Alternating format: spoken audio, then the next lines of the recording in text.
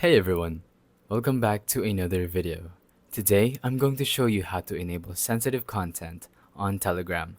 Now, this will be a very simple task, and all I'm asking you to do is to like this video and hit that subscribe button. So now, let's get started.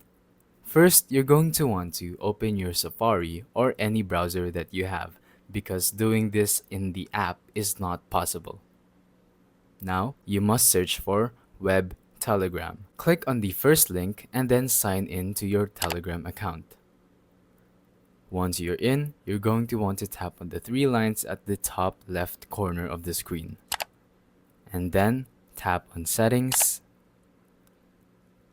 Just wait for it to load, and when it does, just simply tap on Privacy and Security.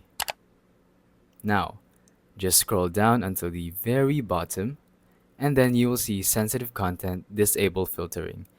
Display sensitive media in public channels on all your Telegram devices. So all you have to do is just tap this on, make sure it's in a blue check mark, and you're done.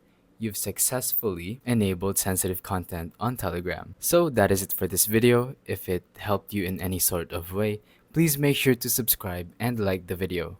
Also, comment if you have any questions. Thank you for watching, and I'll see you in the next video.